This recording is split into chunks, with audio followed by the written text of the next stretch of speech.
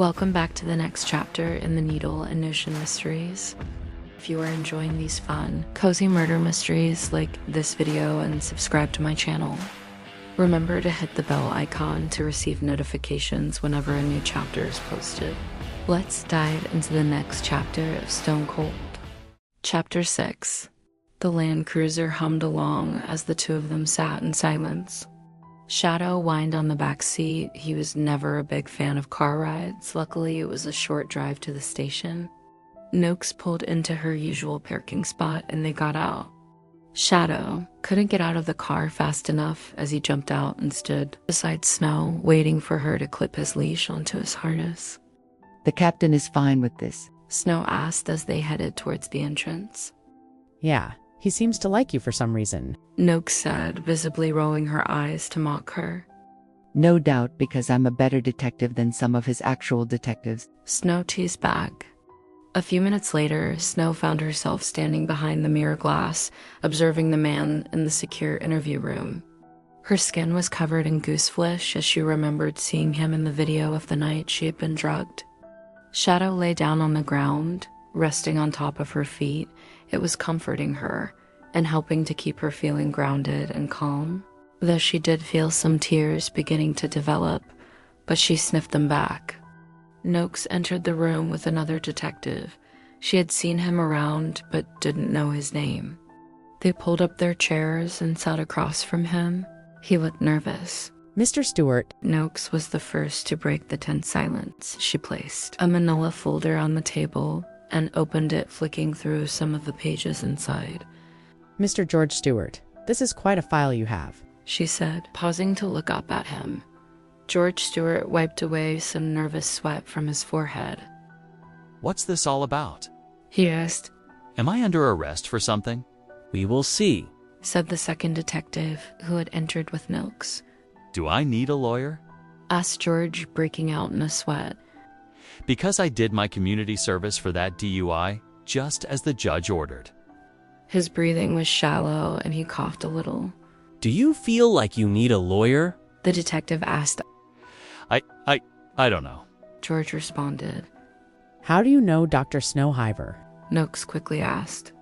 Snow felt a little smile creep up on her face from hearing Noakes say her first name for the first time. Who? Mr. George Stewart looked truly confused. Noakes showed him a picture and his entire face changed. He recognized the face. Snow realized that Noakes must be showing him a picture of her. She suddenly had so many questions. What picture was it? Where did Noakes get it from? Oh, her. That's my sister's friend. Is this about the zombie drug thing? Because I had nothing to do with that. It was all her and my sister's party idea. Not really my idea of a good time or fun at all. I even left them there and decided to call it an early night and went home. I must have got there about 2 a.m. My nosy neighbor saw me. Her and that bloody barking poodle of hers. I took a cab, checked my receipts. I had nothing to do with any of it. George burst out coughing. His breathing was shallow. He reached into his pocket and pulled out an asthma inhaler and squeezed it. Taking a deep breath, Calm down. the second detective interjected. We're only having a friendly conversation here. Noakes flicked through a couple of the pages in the folder in front of her, frowning and making noises. Finally, she looked up and said, There's nothing in this file about your sister. Why don't you tell us about her? Well, George said, talking and breathing more slowly. she's actually only my half-sister from my mom's first marriage. Her father passed away when she was about 5 years old, I think. Anyway, a couple years later, she remarried my dad, and they had me. He smiled proudly, pointing at himself, but then his smile disappeared quickly. Look, T has always been a bit of an oddball. But she's my sister, and I love her. So when she asks me to help her and a friend go out party safely, I don't mind. He said. Safely. The detective asked. Yeah, like a bodyguard or something, to make sure they don't get messed with. Especially with those strange drugs they were taking. George raised his eyebrow and do you know what I mean expression. And what is your sister's name?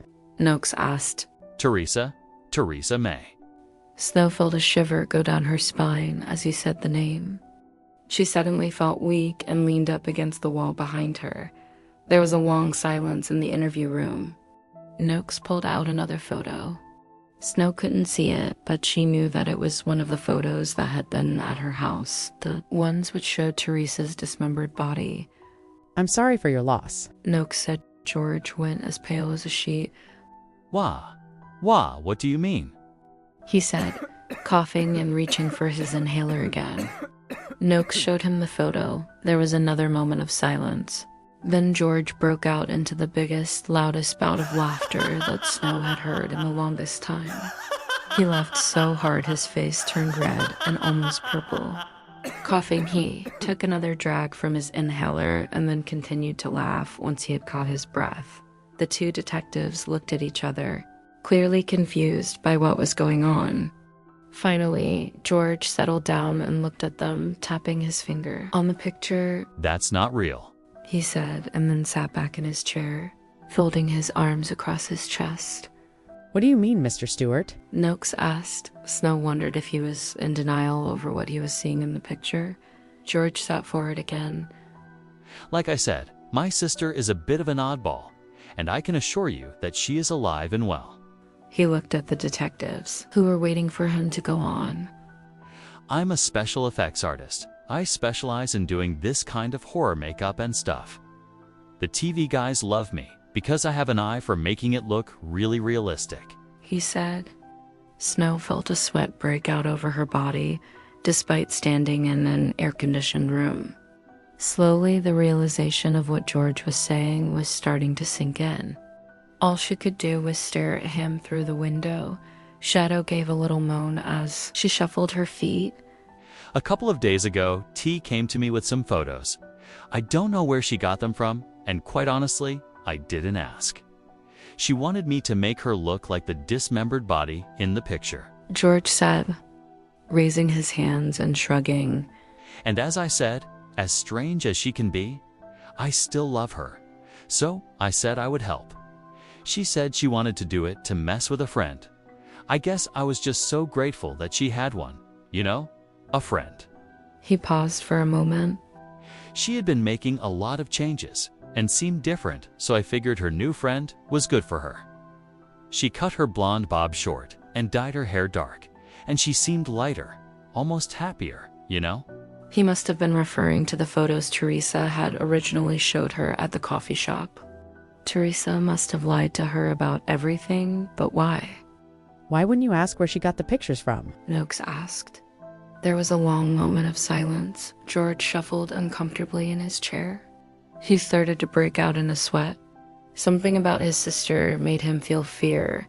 Snow could see now that this large, strong man was scared of his small petite sister, and that it was a deep fear. Look, in my family, we don't really talk about these things. We just kind of pretend it's not real. George said. What's not real? Noakes asked confidently and sternly. T has always been a little different. When she was young, she didn't quite show emotion. Not like a real person, anyway. She was always quiet and kept to herself. Snow recognized the description, the simplest description for someone with psychopathic tendencies. She expected that she knew what he was going to say next, and he didn't disappoint. She's always been a bit morbid, into death and dying, but we just chalked it up to her having lost her father at such a young age. He said, like so many who know true psychopaths. He was trying to explain the behavior, make sense of it so that he could cope with being related to her. We did have a cat once. Not for long, though. T was obsessed with it. One day it was gone and was never seen again. Nobody ever spoke about it, and Mom never let us ever get another pet of any kind. There it was, the truth laid out bare. Snow felt shaky and needed to sit. As there were no chairs, she ended up sitting on the cold tiled ground. She placed her hands over her eyes. Why? She thought. Why had Theresa May picked me? She thought about what she had learned from studying psychopaths. How they don't just obsess about a person, but just have a deep curiosity, a mind filled with questions that must be answered, no matter the cost, no matter the process, and no matter who gets hurt. But what questions did Teresa have that she felt that Snow could answer? Snow sat on the cold floor with Shadow for what felt like an eternity, listening to the interview in the background, but not really hearing anything of what was being said.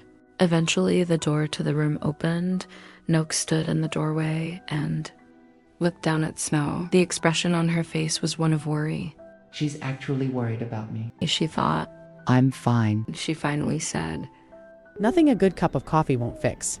Noak said as she reached out towards Snow, offering her a hand. Remember to subscribe to my channel so you don't miss the next chapter.